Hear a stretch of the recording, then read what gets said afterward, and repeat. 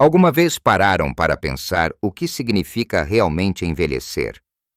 Não apenas na teoria, mas na prática, no dia a dia, quando as coisas mudam e a vida nos empurra para um lugar inesperado. Acham que estão preparados para quando o corpo já não obedece como dantes, ou quando a solidão aperta. Eu, aos 77 anos, achava que sabia alguma coisa sobre a vida, sobre a velhice. Mas, meus amigos, 2 meses num lar de idosos viraram o meu mundo do avesso e ensinaram-me verdades que nunca imaginei. Foi uma realidade dura, confesso, um embate que me deixou sem ar no início. A sensação de perder o controlo, de depender dos outros para o mais básico, foi um golpe doloroso na minha autonomia. Mas no meio de toda aquela dificuldade, encontrei uma luz, um segredo, se quiserem chamar-lhe assim. Percebi coisas cruciais que todos nós, à medida que envelhecemos, precisamos de saber. Neste vídeo, vou partilhar convosco as lições mais valiosas que aqueles 2 meses me deixaram. Lições que podem mudar a vossa perspectiva sobre o envelhecimento e, quem sabe, até a vossa forma de viver o dia a dia, para que nunca se sintam perdidos ou diminuídos. São ensinamentos simples, mas poderosos, sobre como manter a nossa vitalidade, a nossa alegria, a nossa essência, mesmo quando o mundo parece querer roubar-nos um pouco de cada vez. Fiquem comigo até ao fim, pois há algo que vos vai surpreender e pode ser a chave para uma velhice mais plena e feliz, vivida nos vossos próprios termos. Ora bem, vamos mergulhar na primeira grande verdade que se tornou cristalina para mim naqueles corredores. A primeira lição que a experiência num lar me martelou na cabeça a cada dia é a importância absoluta do movimento. Sim, do simples e bendito movimento. Eu vi pessoas chegarem ao lar ainda com alguma mobilidade, mas que em poucas semanas se tornavam quase que presas às suas cadeiras ou camas. Não era por maldade de ninguém. Era o sistema, a rotina e a própria resignação que se instalava. Havia a ideia de que, já estou num lar, agora é para descansar. E eu própria, no início, sentia essa tentação, aquela vontade de ficar ali, quieta, sem fazer força. Mas depressa percebi que o descanso em excesso, para nós, mais velhos, é um veneno disfarçado.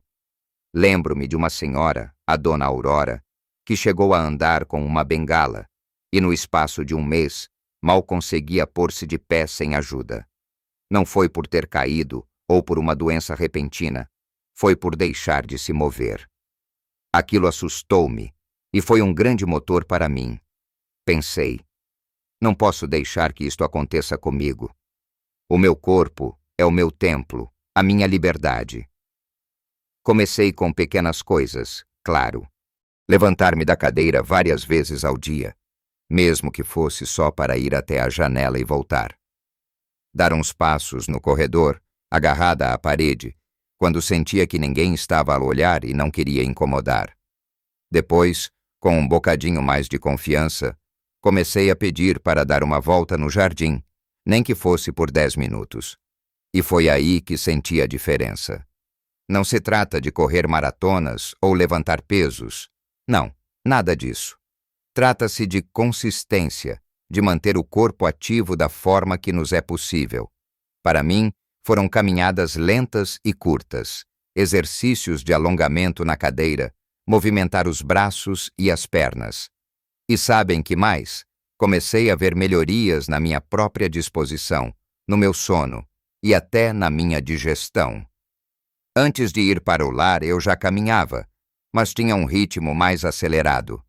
Lá, tive de aprender a valorizar cada pequeno passo, a sentir o chão, a apreciar a brisa, a ver os pássaros. É um tipo de movimento mais consciente, talvez. E vocês em casa, pensam que se estão a mover o suficiente?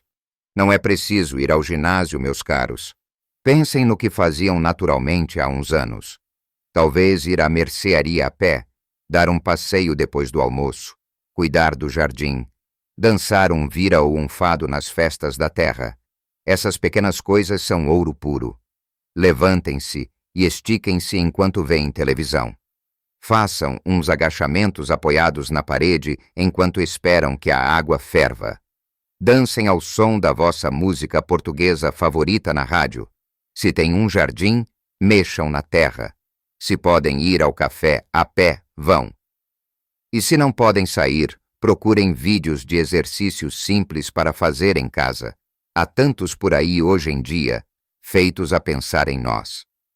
O importante é não deixar que o corpo atrofie. Cada músculo que não usamos, cada articulação que não dobramos, é um pedacinho da nossa independência que se vai perdendo. O movimento não é só para o corpo, é para a alma. Ajuda a arejar a cabeça, a afastar os pensamentos tristes, a sentirmos-nos mais vivos. E foi a partir desta observação sobre a importância do movimento que percebi que há algo mais profundo a ser nutrido, que é a necessidade que temos de ter um propósito, de nos sentirmos ligados aos outros.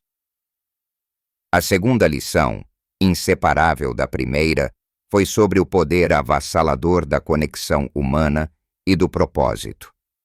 No lar, via pessoas que tinham visitas regulares, que falavam ao telefone, que participavam nas atividades, mesmo que fossem só para fazer umas rosetas de papel.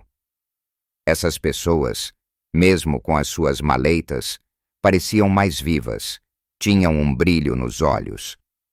Depois, havia outras que, por vezes, passavam semanas sem receber uma única chamada ou visita. E a diferença era gritante. O sorriso delas murchava, os olhos ficavam opacos, e a sua saúde, tanto física como mental, parecia deteriorar-se a um ritmo assustador. A solidão, meus amigos, é uma doença silenciosa e devastadora. Vi a dona Ermelinda, que antes contava histórias com vivacidade, calar-se progressivamente, a sua voz tornar-se um sussurro, e ela mesma uma sombra do que fora. Para mim, foi um choque, uma revelação. Lembro-me de me sentir sozinha no início, perdida naquele ambiente. Mas, em vez de me fechar, comecei a forçar-me a interagir. Com as auxiliares, com os outros residentes.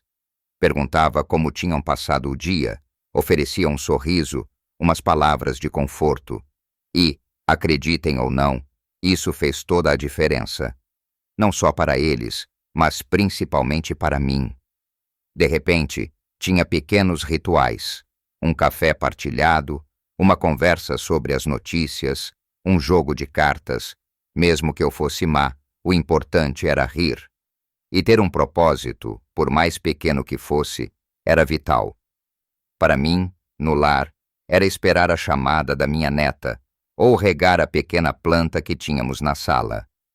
Era ter um motivo para acordar, para me arranjar, para estar presente. E isto leva-me a pensar em vocês. O que vos mantém ligados? O que vos dá um motivo para sorrir hoje? Pensemos na nossa cultura portuguesa, tão rica em comunidade. As nossas aldeias, os nossos bairros, os nossos cafés, as nossas igrejas. São pontos de encontro, de convívio. Não se isolem. Procurem a companhia dos amigos, da família, dos vizinhos.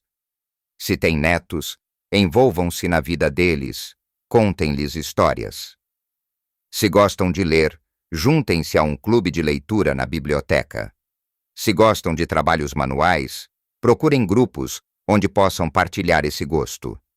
Pensem nos centros de dia, nos clubes de idosos, nas paróquias. Há sempre algo a acontecer. E se sentem que não há, criem vocês mesmos uma oportunidade. Organizem um café com os vizinhos, uma partida de cartas. Usem o telefone, façam videochamadas com os vossos familiares que estão longe e considerem um animal de estimação, se puderem. Um cão, um gato.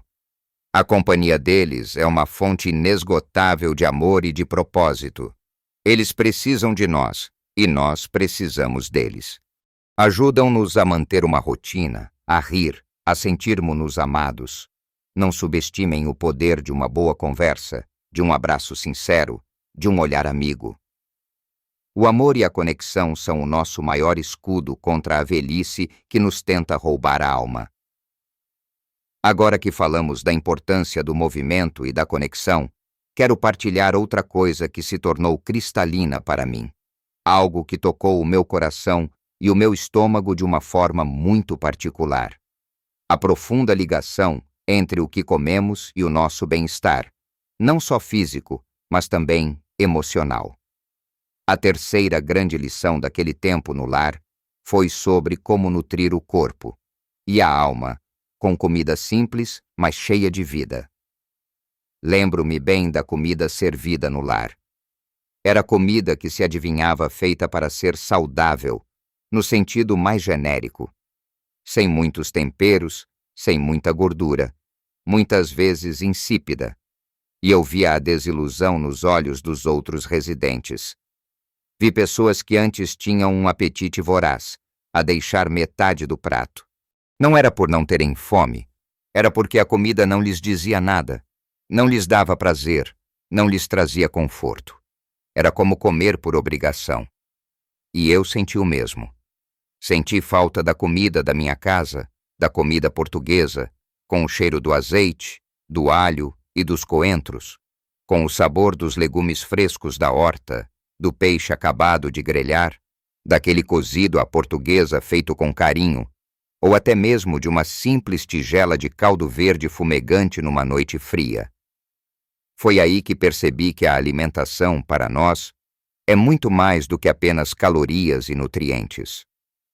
É memória, é afeto, é tradição.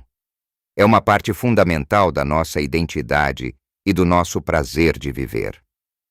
Quando a comida se torna desinteressante, perdemos um bocado da nossa alegria. Comecei a pedir à minha neta para me levar umas coisinhas caseiras, sempre que podia. Umas sandes com o meu queijo favorito, uma peça de fruta mais doce, e aquilo, meus amigos, era como um raio de sol a entrar no meu quarto. Aqueles pequenos prazeres alimentares faziam-me lembrar de casa, da minha cozinha, da minha família.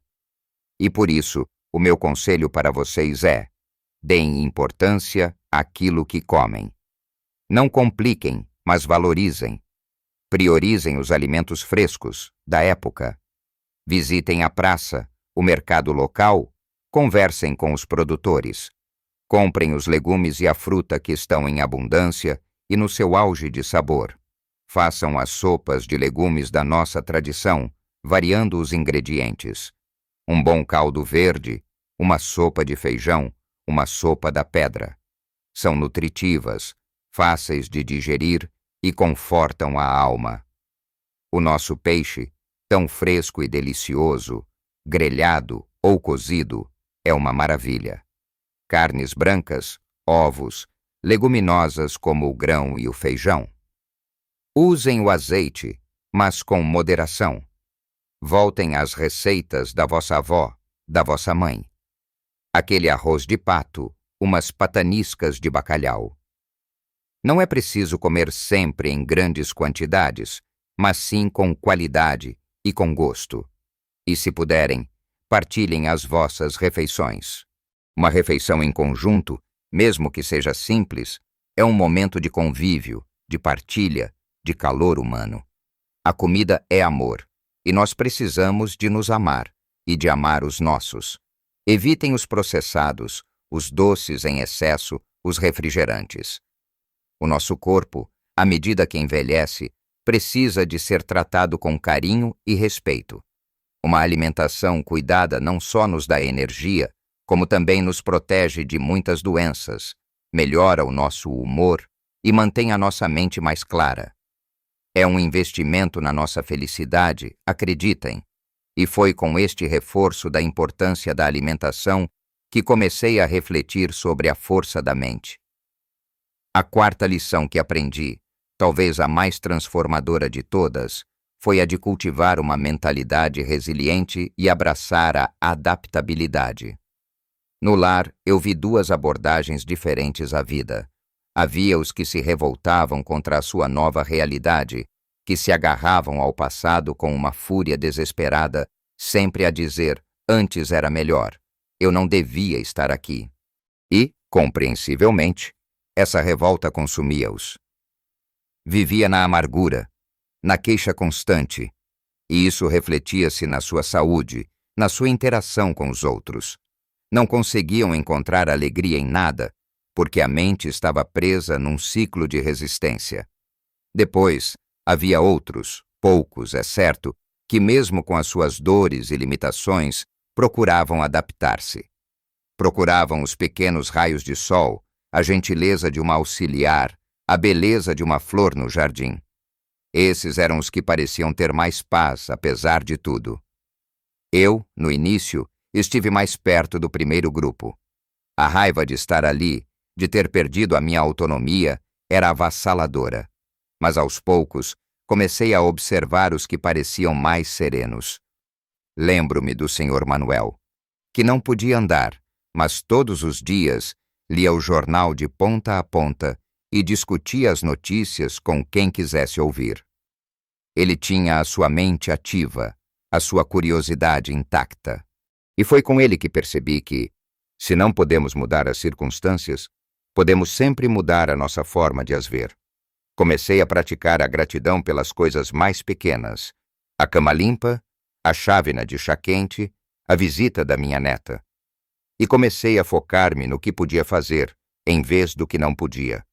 Não podia cozinhar as minhas refeições, mas podia saborear o que me era dado.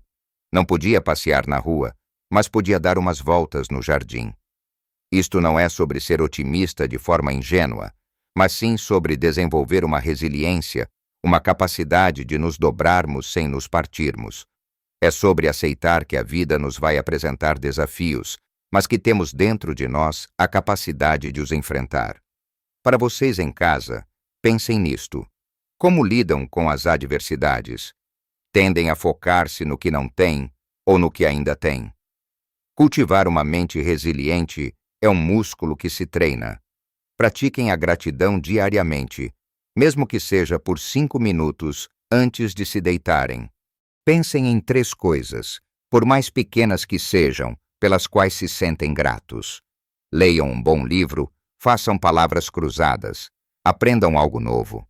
Hoje em dia, com a internet, há tanta coisa que podemos aprender. Uma nova língua, como usar um tablet para falar com os netos, uma nova receita. Mantenham o vosso cérebro ativo e curioso. E não tenham medo de pedir ajuda quando precisarem, nem de aceitar a ajuda que vos é oferecida. Isso não vos diminui, antes, pelo contrário, mostra sabedoria e humildade. A capacidade de nos adaptarmos, de encontrarmos alegria nas pequenas coisas, de nos erguermos depois de uma queda, é a verdadeira força da velhice bem vivida. É a nossa liberdade interior. Por fim, o que tudo isto me ensinou culmina numa verdade simples, mas a mais crucial de todas, a que considero o grande segredo que a minha estadia no lar me revelou e que pode realmente surpreender-vos pela sua intensidade, a necessidade de guardar ferozmente a nossa independência e a nossa voz. Lembro-me de ver, no lar, como a autonomia das pessoas podia ser facilmente corroída, não por maldade, mas pela rotina, pela burocracia, pelo excesso de cuidado. As horas para comer, para dormir, para se lavar, eram ditadas por terceiros. As decisões, muitas vezes, eram tomadas sem a nossa participação ativa. E eu, que sempre fui uma mulher independente, senti-me a encolher, a perder um pedacinho de mim a cada vez que a minha voz não era ouvida, a cada vez que uma pequena escolha me era tirada. Vi a dona Odete, que era uma cozinheira exímia e que no lar tinha de comer a sopa passada, mesmo dizendo que preferia a sopa de grão inteira. Vi o Sr. Francisco, que adorava ler até tarde, mas tinha de apagar as luzes à hora marcada. Não eram grandes coisas, mas eram a soma de pequenos desrespeitos à individualidade que me assustaram. Foi aí que percebi que a verdadeira luta na velhice, muitas vezes, não é contra o corpo que falha, mas contra a perda da nossa capacidade de decidir por nós próprios. Comecei a ser mais assertiva. Pedia para escolher a minha roupa, para decidir a que horas queria tomar o meu banho, dentro do possível, claro, para expressar as minhas preferências. E percebi que, se não lutarmos por estes pequenos direitos, eles podem desaparecer por completo. A minha grande revelação é esta: não esperem que alguém venha defender os vossos interesses. Sejam vocês os vossos próprios advogados. E se sentem que não têm força, encontrem alguém em quem confiam, um filho, um neto, um amigo, e peçam-lhes que sejam a vossa voz, que vos ajudem a manter o controle sobre a vossa vida. É vital manter-vos envolvidos em todas as decisões que vos dizem respeito, sejam elas sobre a vossa saúde, as vossas finanças ou o vosso dia a dia.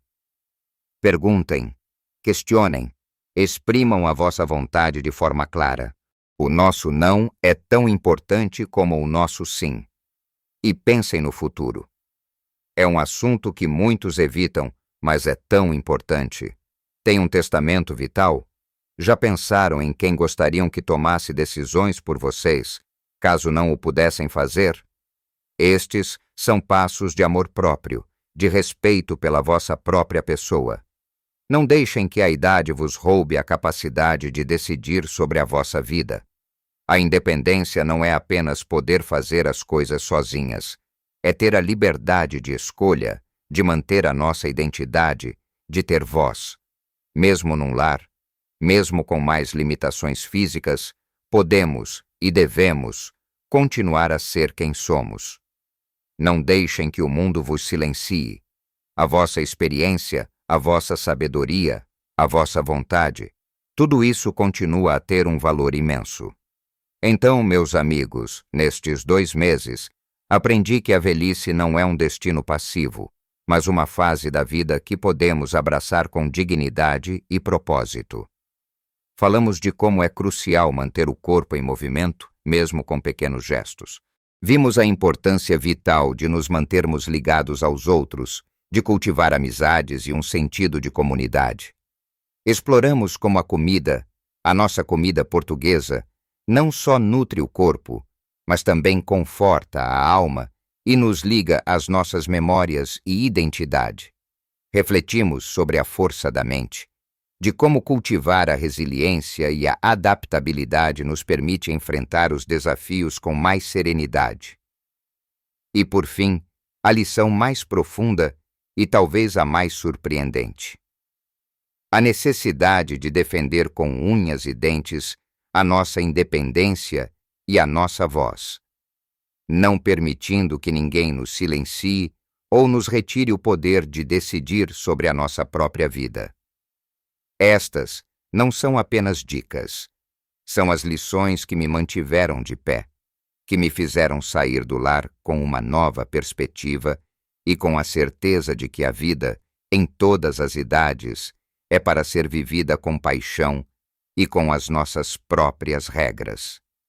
Lembrem-se, meus amigos, a idade é apenas um número, mas a forma como a vivemos, essa sim, faz toda a diferença.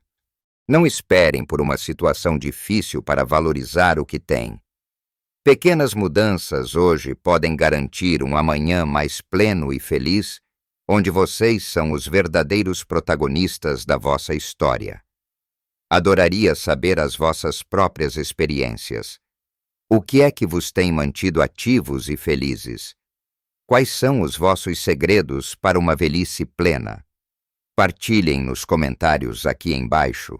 A vossa sabedoria é muito valiosa para todos nós.